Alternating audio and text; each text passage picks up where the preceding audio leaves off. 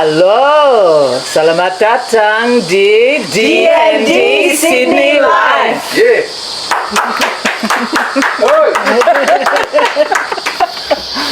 Halo Margaret, apa kabar? Ya, baik-baik semua.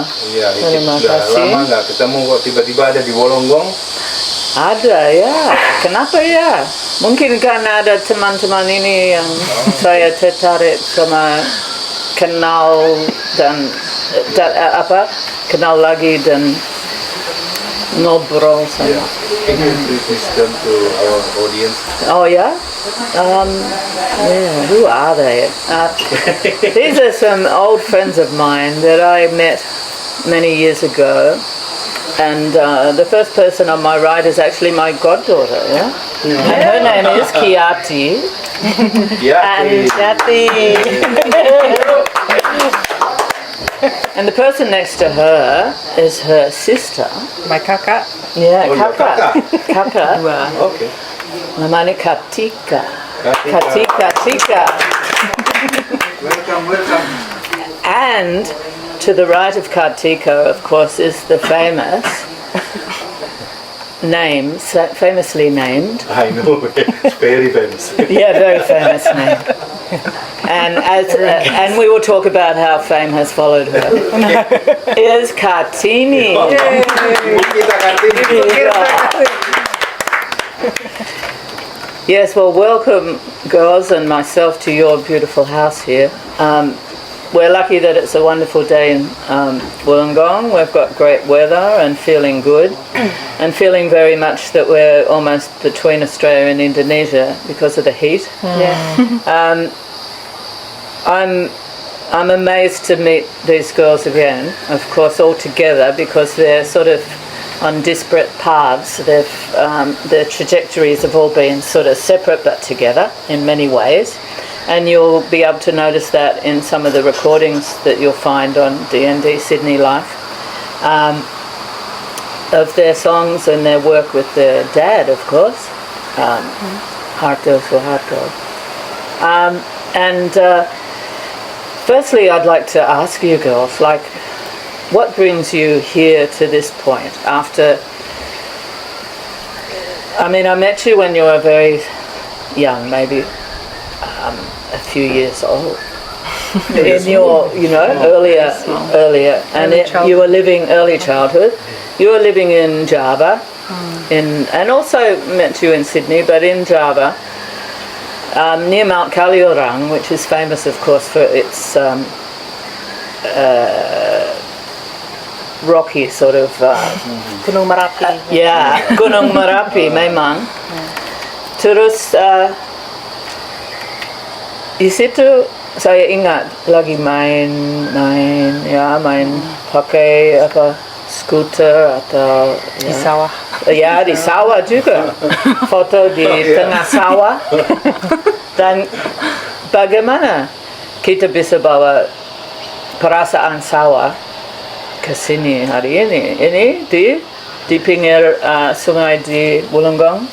Tapi kita ada perasaan, we have our Indonesian selves with us. So, from there, Kiati, I think you've all played and become sort of active musically.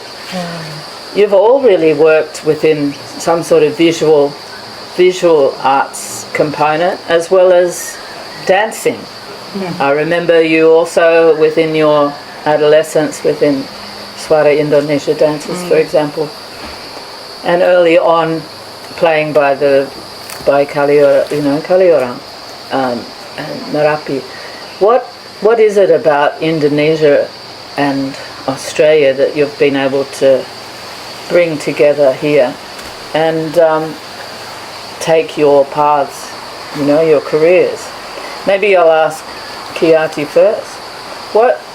What is it that you are able to bring to your expression, your artistic expression? Because these girls are very strongly artists in their practice. They're, as I said, musicians, dancers, visual artists, and they work in different forms. So maybe we can unpack some of that and find out what it is that they do where they're at now, where they came from, what is it about their background that influenced that, and where we're going to lead. So it's quite a rich conversation, we wanted to have. So who'd like to, will we start, Kiati? Yeah, sure. With an idea of how did you get here? I guess growing up first in Java and then coming back to Australia also in my early childhood, we all went to primary school together and picked up our first instrument.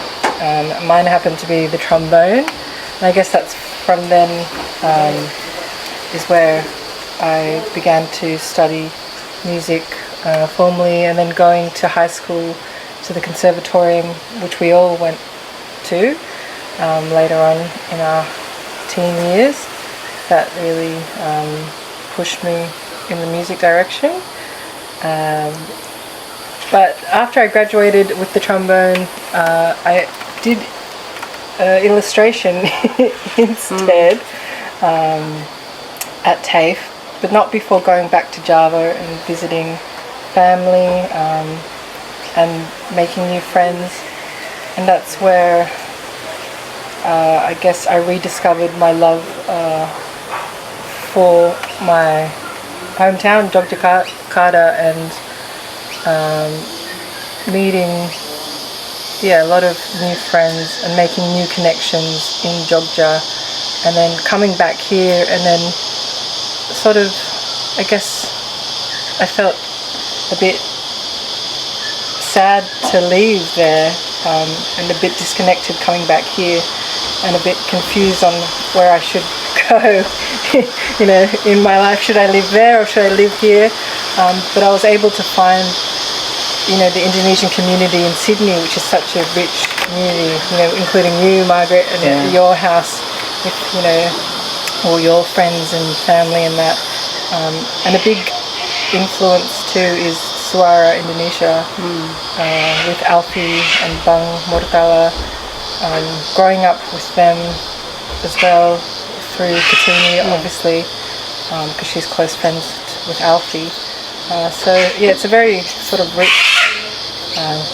Here's the cockatoo. So going from music and then to illustration, but then also meeting Mas Juma Adi was a really big step, I guess, to where I am now, because we did a lot of his first.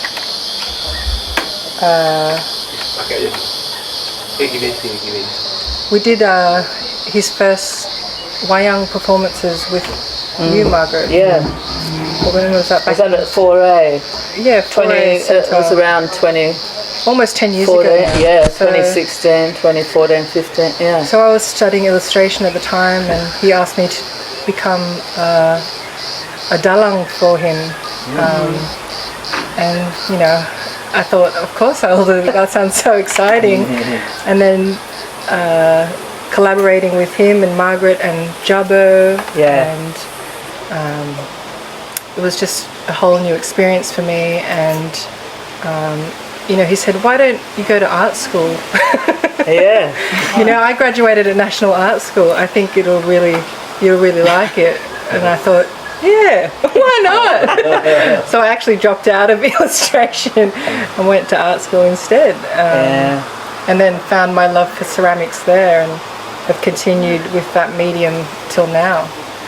Yeah, so it's a whole. It's a huge trajectory. So many different steps and directions, and meeting people, and And I always found it quite fascinating the way that you combined at that point your love of music and ceramics initially in your project for the national the project. The grad show. Can you sort of?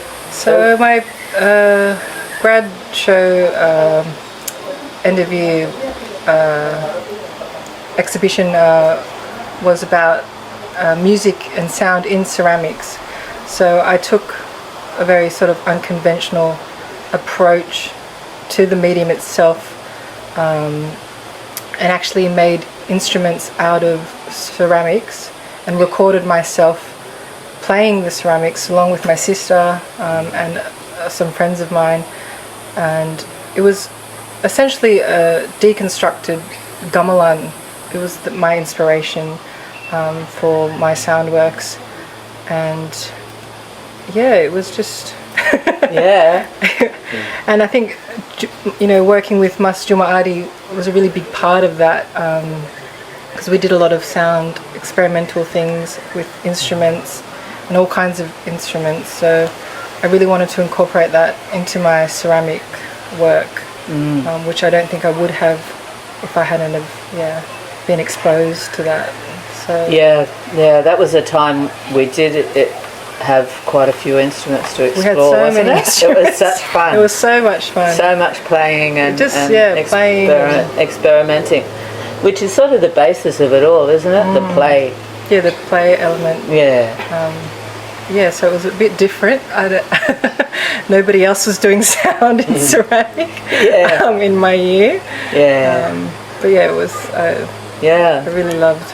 Yeah, I think that's somewhere where we can say that the two things came together Definitely. for you, especially with that rich background of Jogja, and then having spent that time in Jogja and thinking, where am I between the two? Exactly. And it came out in that work, especially.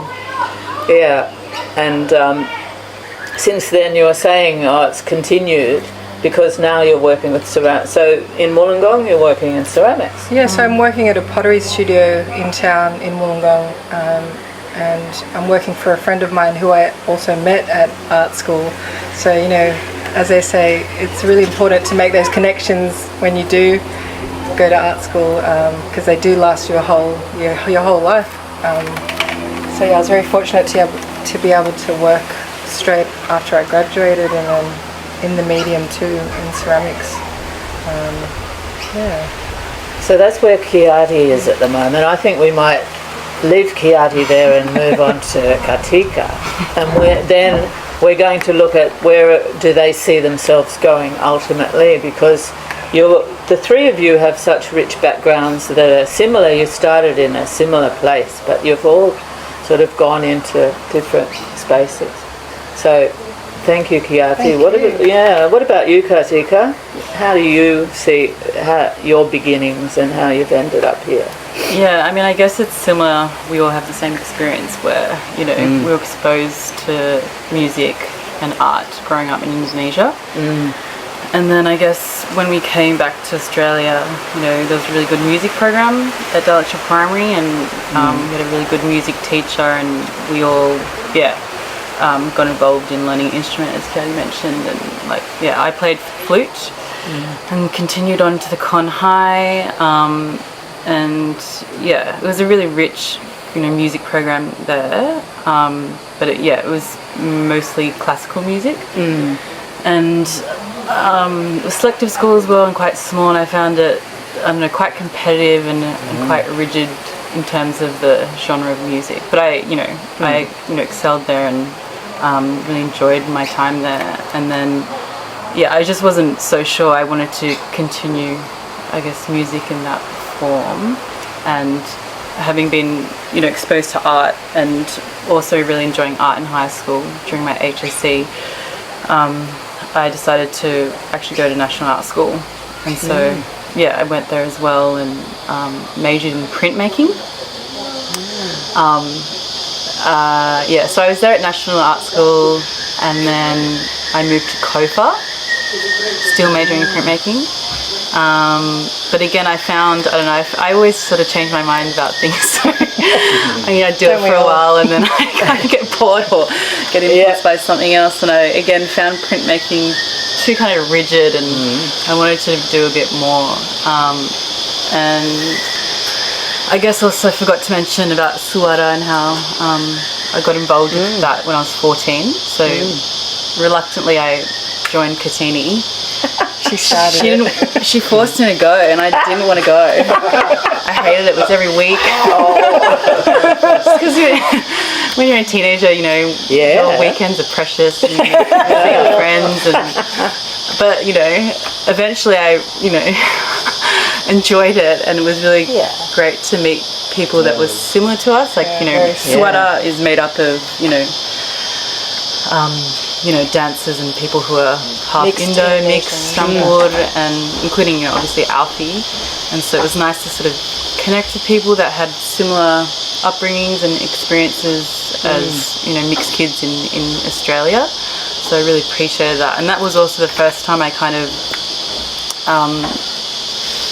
I guess, yeah, did some music in terms of singing. So through Suara we were learning folk songs, including keroncong and other sort of folk songs from different areas throughout Indo. And I guess, yeah, Alfie was like, you know, you should sing and just give it a go. And I was, you know, pretty shy, but I guess, yeah, singing can be compared to flute. Like, it's very melodic and On the breath, isn't Yeah. it? Like the voice on the breath. yeah, and so I guess the flute, you know, allowed me to sort of, yeah, gave me the foundations for singing. But it was through Alfie that I kind of realised that I liked to sing, and I was at a little trio for a while as well, like a cappella sort of folk band called Persian Love Cake, and that hit off. And then, I don't know, I guess in terms of the art practice, I graduated with printmaking, but again, I didn't feel like that fit what I wanted to do, and I was interested in music. And then I sort of, yeah, wanted to do things that were a bit more, I guess maybe immersive and multidisciplinary. So I just wanted an excuse to sort of learn about my culture through music, and had an interest in keroncong, and yeah, but working with family and through music to be able to understand, you know, our culture more, and yeah, but doing it on a personal level with my dad, who had that direct connection to music in Indo as well as keroncong. Having his family, you know, he grew up playing keroncong. My aunt is a famous, well, yeah, a well-known keroncong singer in Jawa. So, yeah, I don't know, I think my art practice kind of just evolved with this, like, music hybrid, visual arts, like I just, installation, sound stuff, because I, yeah, just wanted to, yeah, and collaboration is really important thing that I like to explore with my family in particular. Yeah, I remember that. Was it the installation at Bankstown Art Centre? That was very personal. Was sort of that story too, wasn't it? Yeah, so we had a performance element there too, and I also did a like a paste up using salat skin. Yeah. So when I was living in Tempe, Dad just came home with some random salat, and I was like, "Where did you get this from?" I haven't seen this for years, and we like. Yeah, it was just so precious because I had never seen it in Sydney before. And so what I did was, because I felt like it, I wanted to preserve the skin. I didn't know what it was going to be used for, but I just wanted to save it just because it was so rare. And then I used it for an artwork later on, where I actually put them in a flat book, and they all in pieces. And then so they'd be flat, and then I photocopied them and scanned them and cut them out and made a sort of abstract salak like skin wall piece. But again, that was, you know, I guess me exploring my childhood and identity, and you know, salak is a big part of well, it's well known in Kaliurang. Yes. Yeah. For good salak, you know, everyone comes up to get the salak, so Yeah. yeah, I guess that was the connection there. Wow. Yeah. Amazing. Yeah. Also, I think, was it Kazula? The other, was it as well? Yeah, and you performed. That was the first time I heard you sing, I think. Yeah. In that was very special. Yeah, that was and that was a collective, is it? There's a yeah, Woven collective, Collective. yeah. Yeah, we had an exhibition at Casula, and yeah, at that stage I was really interested in keroncong. I had been back to Indo before that, and I met up with my auntie who Sri Hartati, who is a keroncong singer, and she took me to like a lombang, like a competition, where they sang the same song, and it was like 4 or 5 ensembles, keroncong groups, and I just really, like, it just was so nice to hear that for the first time, and I kind of pieced together, like, you know, my experiences from my childhood and my appreciation, I guess, when I went to that competition. I just fell in love with it, and then through the work at Kisula, I wanted to, I guess, understand the history of keroncong, and thought that, you know, by learning a keroncong piece, you know, and talking to Dad about it and his experiences, I was able to sort of just understand my personal history a bit more, and I learnt one of my auntie's songs and made sort of this like alter ego called Suhartos, and I made this kind of a video clip like I guess the 90s, 2000s, where they have the lyrics. I guess it's for karaoke as well, but yeah, I enjoyed doing that. And I remember as an audience member, it was really evocative. Like you captured that feeling so well, and you could, and in the performance, you were so close. You communicated that. So yeah, it was very lucky, very special experience. Well, that's just two of the sisters. What about the third one? I mean, Kartini. Thank you, Kartika. You know, as I said, we'll talk about what happened next. And stop first. Kita break dulu 2 menit. Yeah. So, the third sister. And three is a really musical number. Did you know that? So it's interesting that you all ended up at in threes. So Kartini, I hear you're responsible for quite a bit here, because you're the eldest, aren't you? Always trying to show a good example. That's Mum tells me to pass it on, kind of. And get them involved. Get them involved, Yeah, get them involved. It's good for them. Yeah, dancing and singing and Yeah. Even though she, Kartika mentioned that she wasn't really Kiadi didn't want to go. Kiadi either. I know Kiadi. I'm amazed how far Kiadi's come. She's that was the difficult. But there are a lot of performances that we had together actually. Yeah. But only for I reckon 3 years or so, 2 years. Towards the end before I'd left. But it was nice. We got photos doing Tari Aceh. Together, we all look like triplets. Like now. And also, we were at the con all together, only 1 year together. Amazing. But it was always like kind of together, moving together. Until we became adults. So, and you've just arrived from Europe. Which is your home now. I've been living in Germany for 13 years. Wow, that's amazing. Sprechen Sie Deutsch? Ich spreche auch Deutsch. Gerne. Wie geht's? Danke gut. I think my German is actually better than my Indonesian. I do.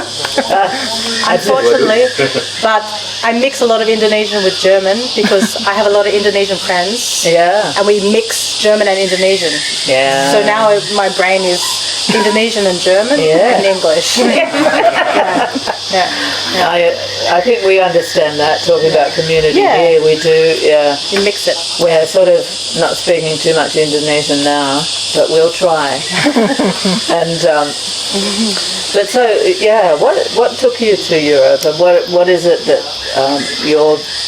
your trajectory has met now? So, how 13 years ago? So So I'd finished my bachelor in horn, or the French horn. The French horn. You play that curly sort of the brass instrument. Loud instrument. And it's I studied at the Conservatorium High School first, and then I moved on to the university and did my bachelor in 5 years, I think it was. And then I met a fellow from Germany, and he convinced me that I should be studying in Germany because it's much better to study horn. I mean, I'm not saying it's much better, but I think in his eyes that was the case. He was also German, and tertiary education in Germany is free. So if you get a place in a university, then all you need to pay is semester fees, which is just a small portion. Which is only includes actually your transport ticket. That's it. That's amazing. So that was a big reason why I moved, because I thought, I've done my bachelor's, move on, do my master's in Germany. And I got a place straight away, which is great, without any German knowledge. Wow. So it's Congratulations, Oh, thanks. that's very special. Yeah. Yeah, but actually, yeah, it was, I think, a good decision. I mean, I sacrificed a lot, Yeah. having to be away from family and everything. Yeah. The first years of my studies, I was very broke. I think it was in minus actually. So Yeah. just- yeah. We and remember. I couldn't afford a ticket for 3 years. Wow. So I didn't visit any family for 3 No. years, and at that time I think there were a lot of things going on with the family, you know. So I missed out on a lot. Yeah. But thank God, I think Skype was already running back then. Yeah. So we were Skyping actually quite a bit back then. Yeah. But yeah, horn has kind of been my life Yeah. up until now, and I am now a professional French hornist, I guess you'd say. Yeah. So as a French horn player too, I guess you play the main repertoire or the main type of music Yeah. you play is classical music. It's classical. Yeah, and basically. so, which is really rich, there's such a wide variety. We were talking earlier about, so the repertoire, people that may know of the composers that you play. So you were saying which ones you like. Yeah, I mean, for French horn, for me, the best composers would be Gustav Mahler, Beautiful Richard music, Wagner, Beethoven, even Mozart, and I mean, every composer has written very well for horn. Wow, wow. The horn also has different roles depending Yeah. on what who the composer is. And, yeah, there's a lot of things you can actually do with the French horn. We also play a lot of modern music and extend our technique in playing as well. You know, including flutter tongue or you know, air noises through the horn. Oh, yeah. So there's this very broad. Yeah. Yeah.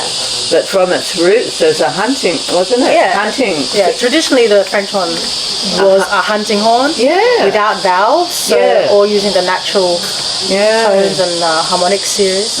Yeah. Have you ever, and have you explored it with the gong, with like the gamelan? Has there ever been that time? Because I've always wanted to. Good question. Yeah, Think about I that. did actually write a composition Yeah. a long time ago for French horn and kendang, and I performed nice. that in Germany a few times. It was a very, I didn't actually write it all down. It was mostly improvised. Yeah, yeah. Yeah, that was only once, and I've also played the horn for a Hamburg band called Toffee Hamburg. It's like a folk music band, Indonesian band in Hamburg. Oh wow! And in one of their compositions, I opened the piece in its premiere, and it was really cool. Wow! And so I had the kind of slender scale incorporated into it, and a lot of extended techniques with slurring notes with my hand rather than with my air. Yeah, and because Tanjidor, the whole history of sort of some brass instruments lost in like Indonesia, Jakarta, and Java, and Tanjidor. I should introduce you to that. Okay, yeah. I don't know about That'd be fun to explore. Yeah. But and also that it's a metal, you know, that sound is amazing. But you also spoke of the Indonesian community, so you're able to. You're saying you missed family, etc., but the community you can still find in Indonesia. Yeah. Everywhere I go. Yeah. In Germany, even in the smallest little town where I first studied, which was in Essen, it's maybe got a good 30,000 people or something, and I was just on the street. It was snowing, and I could just hear Indonesian, and I was like, "Excuse me, bahasa Indonesia ya, Mbak?" And she's like, "Yeah, what?"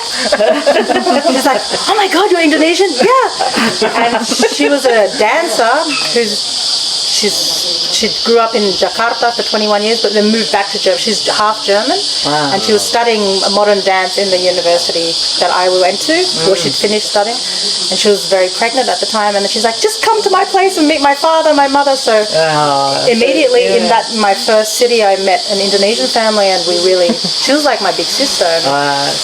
I'm actually more connected to my Indonesian side when I'm outside of Australia. It's weird. Yeah. I have a lot of Australian friends also in Germany, but I feel, I mean, I'm also connected to them. Yeah. But because coming from my roots, childhood and everything, Indonesia is really very prominent. Yeah. So I think it's also that community, the support network that It you is. have within Indonesian community is quite a bit different because of our Australianness, our independence as Yeah. Australian Yeah. individuality. yeah, I don't think I'm like that either. Yeah. Mentally. Yeah. Like the togetherness. Yeah, together also within Yeah. the Yeah. family. Yeah, but in Hamburg now there is a big Indonesian community that I have a lot to do with.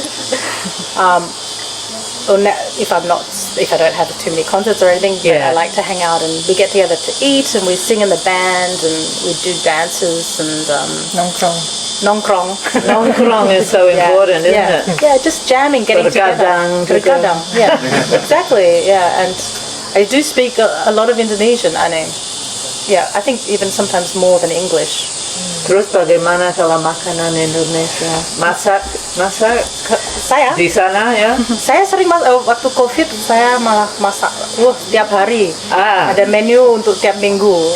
Menu rendang, menu pempek juga buat sendiri. Wow, Ya. hebat. Ayam goreng semuanya saya coba.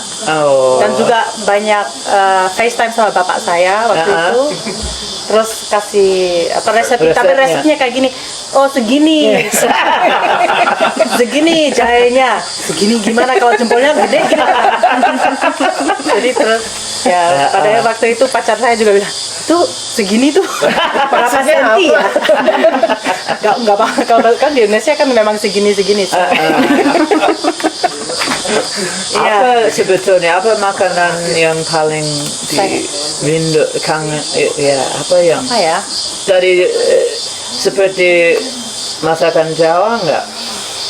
Seperti apa gudeg atau apa klepon soto ayam yang sederhana aja. Bakso, soto ayam atau sama gulai kambing. Itu jarang dapat di Jerman.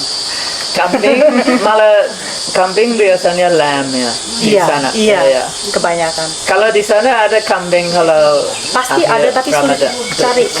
Harus itu. ke toko-toko Turki mungkin. Tapi juga biasanya hanya ada lamb. Sudah sudah berapa sudah mencarinya. Aku tapi di Jerman juga sudah sukses cari bawang merah kecil di toko India. Wow, itu beda sekarang di Australia misalnya. Kalau di Sydney seperti hari ini kita bawa tahu, karena ada pabrik tahu di Australia. Terus makanan Indonesia banyak orang masak. Kalau di sana seperti itu enggak bisa beli tempe ada misalnya. Tempe saat ada tapi itu impor dari Netherlands. Wow. Dan itu dari freezer ya, jadinya beda rasanya, tidak fresh. Ya, jadi ya kalau balik ke Indonesia atau ke sini tempenya lebih fresh. Ya.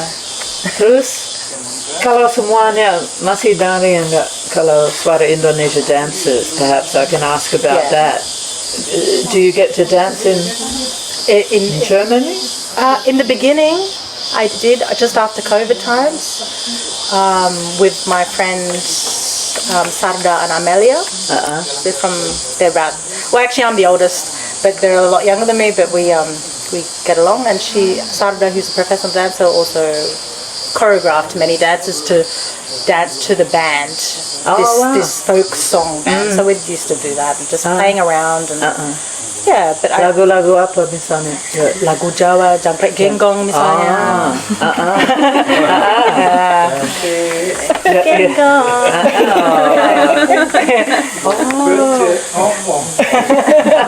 Yeah, gitu. So, very folk. Folky songs. Tapi sama Suara Indonesia pada tahun 2013. I'm going to switch to English now. They came to Cologne in Germany. Oh, wow. And I helped organize the venue. So we did about, I think, 3 or 4 performances, big performances, in Czech Republic, Germany, Paris. You were there. Kartika was there too. Wow. Where was the other? London. And Netherlands. Yeah. Wow. So I mean, many. so kind of they've been. That was their first big tour. Yeah. And it was just lucky that I was there, that I could kind of help out a lot for. Fantastic. Yeah. So that was the last time I really danced with Suara Indonesia, which was 2013. Wow. Long time. Yeah. But when I come back to Australia once a year nowadays, I do join in. Yeah. And Alfie always finds something for me to do. Yeah. That's great. Alfira always says, yeah, you can just do this, sit here, sing with Kartika, or which I've done actually pretty much every year. Yeah. Yeah. She's like, just do that. Okay. Yeah. We're just kind of used to that. Yeah. Just knowing what to do, where to be put. It's a while since you started, and I gather they're still continuing on with this next generation, which brings me to. I mean, Kartika, you have 2 daughters. Yeah, are they involved at all with, or you see their future with? Yeah, I mean, we have moved to Wollongong, so a bit further away. So you're about to start your own. Yeah. Hopefully, or later. They're still involved. Yeah, no. But when involved, when we were living there, Santi, my eldest, she did, join the kids dance group. Oh, Or great. did some lessons. Yeah. So then Yeah. she learnt her first, Jawa dance, and I think that was a really proud moment for her. I think that was the first time she sort of realised that was part of our culture. I mean, for her to experience it, learning the dance. And when I explained to her that's a Javanese dance, and I said that's actually where we're from, Java. I don't think she realised that it was directly linked to our culture. So she was really excited about it, and she was involved. Maybe she did 2 performances at Asheville Town Hall for one of Alfie's events, and then another. She performed at the Folk Festival this year as well. Her second performance. Yeah. And she really enjoyed it. That when we moved here, at her new school, they have a talent show. It's just like 3 kids from the school volunteer to perform something at the assembly, and she, it was her own initiative, and she wanted to perform this dance. And she did it by herself, and usually there's multiple dancers, and she was just really proud of her culture and just wanted to showcase it. And in the lead up, she was just so excited, and it was just really nice to see, because I didn't push it for her. I didn't push it at all. It was all coming from her, so that was really nice to see. But I also think that moving here, with Dad and Kiari as well, they're exposed to the language more, and although they can't really speak as much, like mandi, nakal, mau makan, mau es krim. But they can definitely understand it. So when they hear people speaking Indonesian, they're like, that's the Indonesia language. They can understand it. So I think it's been really good to experience that living together with family, and also to just sort of have a closer relationship with Dad, and learn from him. So for all of you, you're at this point now. What can you imagine in the future? Like, where do you see yourselves sort of headed? I thought earlier seeing you 3 singing together was amazing. Like, musically having that connection with your dad is really special. Do you imagine more of that? Or what other things? Yeah, maybe Kartini's got something to say. I mean, I think there will be more of that, but I think it's just every time we do get together, and which makes it extra special. It's not going to be something, I don't think, consistent. But I do sometimes bother Dad to send me a recording of his guitar playing, and I'll try and explore the sing sort of to horn? it. Oh, sing. No, sing. Yeah. Horn, I haven't done that yet, but but it's. Yeah, I think it's more of a thing that when we get together, unless you 2 sing together, I'm not sure. Yeah, I mean, me and Kiari have done through Woven. We've done music collaborations, and where we're sort of playing music together with Dad as well. Can you describe Woven Collective maybe as well? So Woven Collective is made up of 7 artists. We all have a connection to Indonesia, so a lot of us have had a direct connection through family. So one of our parents is Indo, but for one of the artists, she doesn't have an Indonesian heritage, but she grew up in Jakarta because her mum was living and working there. So yeah, I guess the thing that weaves us together is that we all have experiences of Indonesia and connection to the country and culture through our lived experiences. And so we've done a few collaborations and exhibitions with Woven Collective.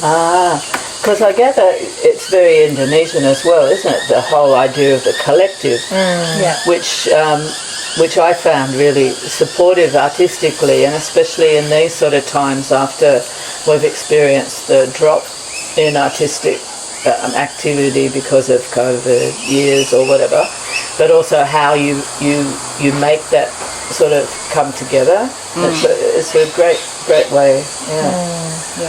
Well, during COVID, we still made work. We had a show around during one of the COVID lockdowns. So we had to collaborate.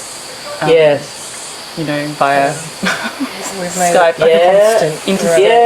that's good because there's 7 of you, which is good. So I guess initially we were making a lot of work, I guess, with exploring Indonesia and our connections to Indonesia. But now it's sort of beyond that. We're not that's not the main focus. It is about the concept of collaboration and working together, and what each of us offer in terms of our practices, because we all come from really diverse different practices. So we all live in different places. But we're sort of thinking about how do we collaborate, and I guess what is evolve. And how are we evolving as a collective, and what does it mean to be in a collective as well. So we're kind of looking at those things now. Watch this space. I'm sure there's going to be something exciting coming out of that. Definitely. And also, I think when Kartini arrives back in Australia, we should all actually plan in advance, I think so. Thinking about, that'd be fun to possibilities. Amazing, but 3 sisters collaborate together. It's such beautiful work. I don't know when we happen, but will be happening. Yeah, that's right. Soon. So, something. Yeah, I would like to look at that one. Yeah. We can have some look forward to what will come out, but and also for the young ones. So, do you have any advice for those for people in Indonesian, Australian, or even German Indonesian? How do you traverse it? How do you've done it up to this point? What's the advice you'd give to someone? Do you have any? Well, it definitely would expose culture, any culture that you think would be important for a child in their later life. It's really important to know where you're from, which I realise is really important moving to Germany, especially. To have that strong identity. That's what I advise. Go to all the social events. Just go, even if you don't feel like it. Once you're there, you'd actually really enjoy it, and you would just go home feeling completely grounded. Yes. Even if sometimes it's a hassle. You can't really fit it in. But I think it's very important to do that consistently, and and just join in and eat with everyone. And Try all the foods. That's my advice. But, because that really helped me through a lot of, I would say, lonelier times in Germany, socially.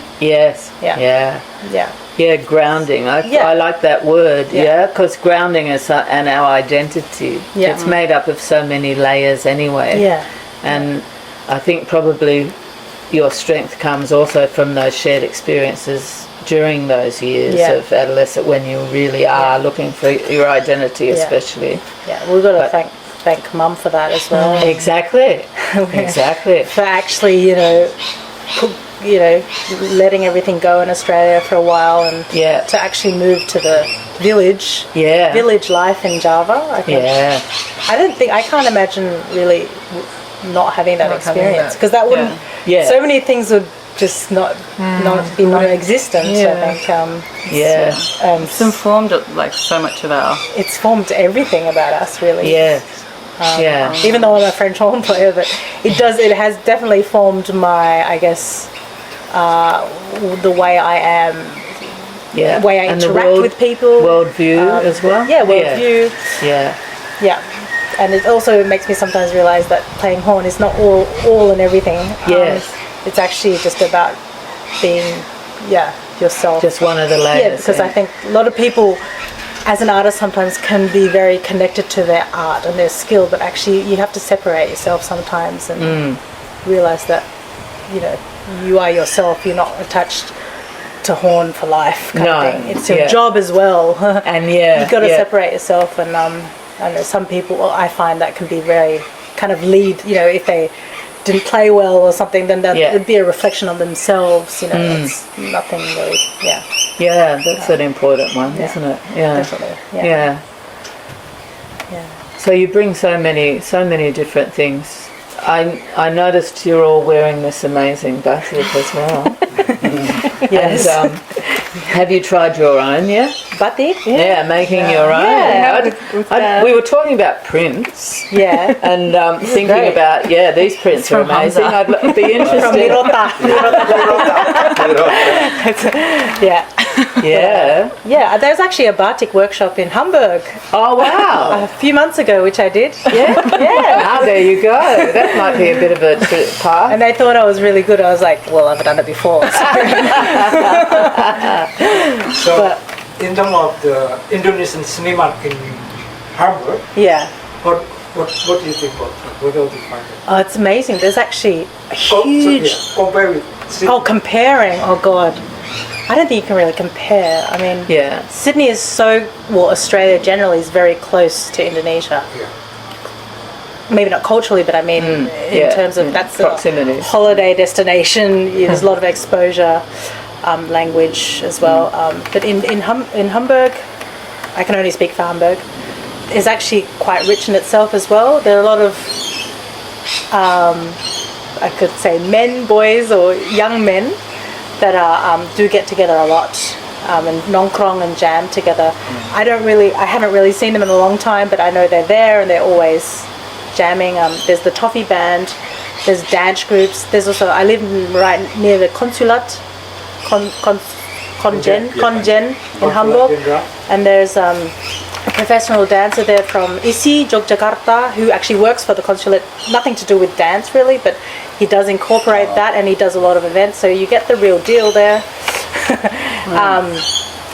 I mean, it's very broad. There's lots of men from Lombok there that also jam and do actually perform regularly in pubs, which is great. I would say every few weeks he performs. So it's always there's a lot of Indonesian events and things to go to, and we have Indonesian festivals as well actually, and there's lots of. There were now in the last, I would say, 5 years, as I mentioned earlier. There's about 4 new Indonesian restaurants in Hamburg itself, which actually says a lot. Because in the beginning, I think there was only one. So you can always tell with the how amount of restaurants there are. Yeah, that's right. As to the growth of the community. But too. but there are a lot of cultural events also once a year at least, like a get together like the Suara Indonesia does ASIC. They have this kind of concept in Hamburg as well, where a lot of different artists come together and do like a 3-day festival. Wow, that's quite That's big. impressive. Yeah. 3 days. Yeah, it's great. Yeah, or 2.5. Yeah, and then that's been now kind of continual since COVID. So it's starting up to become something very regular, and everything is there. You just got to go and watch it. And see it. You just Yeah. bring your horn and then jump blind.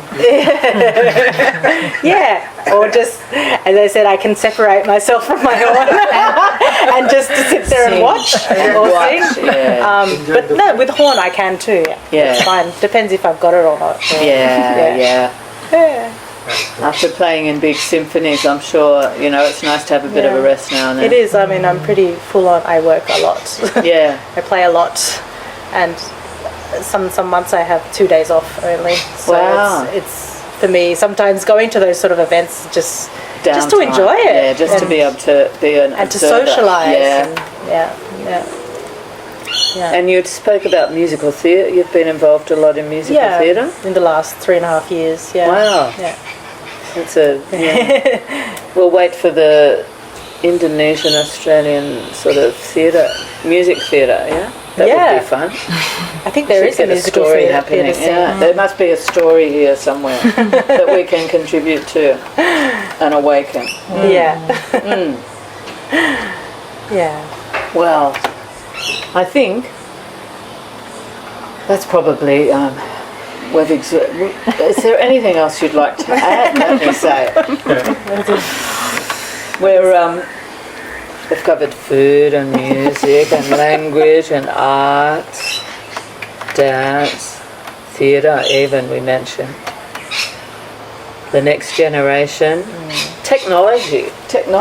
So you spoke about Skype. Nowadays you Zoom together? Isn't Zoom the latest one? No. No, what's that? Oh, here we go. Well, Zoom was COVID times. Yeah. WhatsApp. Now it's WhatsApp. WhatsApp. Oh, okay. Yeah. So it's what? Wow. Or FaceTime, yeah. Or FaceTime.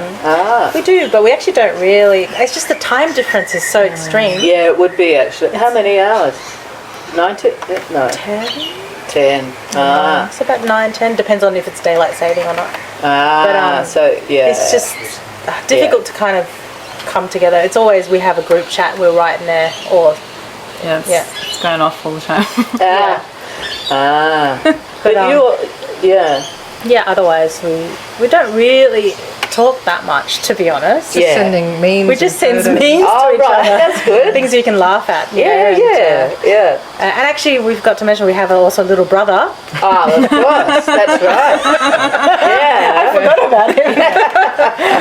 But He's getting bigger now too. He's a lot younger. He's 22, and he's a very Amazing good, dancer. amazing pop dancer. Yeah. Popping dancer. Oh, wow. Oh, I got it wrong. Pop what? Pop and locking. But he's actually become a very huge thing in our lives. He's Yeah. brought up by us three. Wow. And mother, Yeah. fathers. He's also kind of like the youth in our group in chats next and everything, and generation. Yeah. the next generation. He's now becoming more interested in incorporating his dance style into the Indonesian dance style, Oh, wow. or joining Alfira now and then, and even when he was a little kid as well. And learning off Jack Wardana. and learning from Jack Wardana, who's like the pioneer for what you would call it, popping in Sydney. Yeah. Oh, wow. In the Sydney scene in the inner west. Wow. Also a half Javanese, half. Oh, you know Jack, of course. Yeah. Yes. Well, yeah. Yeah. But also, he's really achieved a lot in competition. He's got quite a name for himself. So who do we look for? Jacka. Huh? Jack. Jack. Jack. Wait. Your brother. My brother Jiggy Jaya. Jiggy Jaya. Yeah, and Wow. Popping Jack. And Popping Jack. And Keanu as well. Keanu too. Is it Keanu? Yeah. Just Keanu? Just Keanu, I think. Keanu. So that they're kind of In a crew. grown up together. Stale biscuits. Oh, wow. Stale biscuits, and it's kind of an Indonesian Australian fused popping Wow. group. I don't get it wrong. My brother would probably, say, Yeah. No. explaining things very well, but I am a lot older than my brother. Yeah. I'm the oldest, and he's only 22. So But I remember watching him especially at little, and then Yes. Now he performs in venues and things. I haven't seen him quite as much, but I gather he's grown up. Grown quite a up. bit. He's an adult. And traveling the world. He visits me he's visited me 4 times in the last 2 years. Oh, that's fantastic. So it's, but that's with his dance, of course. Yeah, and, yeah. So I'm happy about that. Like I get, people are coming to visit me as well, and Kiati was there, Mum was there, Tika was there in the beginning. Yeah. So next one's Dad. Yeah, that's right. Some time to visit. That Yeah. sounds great. Yeah. And when you're there, make sure you let me know. Yes, of course, of course. Hamburg is always on my list of places. Yeah. Maybe a world trip sounds great. Yeah. And then I could practice my schoolgirl German. You know. Oh yeah, definitely. It never got to be polished enough. Oh well, I think perhaps I'd like to thank you all for sharing so many wonderful stories and just the experiences you've had. And you think you're the eldest and he's only 22, and I hate to say how old I might be in the mix, but I've watched you. And I'll be amazed to see what happens next and to see where the trajectory takes us. And hopefully we can all, play something or perform together at some stage. Yeah. That would be fun to explore what we connected in the beginning. Yeah. Exactly. Yeah. So, mau berterima kasih banyak. Terima kasih banyak. Thank you so much. Dan mudah-mudahan kita bisa ketemu lagi. Semoga tidak sepanjang waktunya antara sekarang dan nanti. Terima kasih banyak. Terima kasih banyak. Dan terutama DND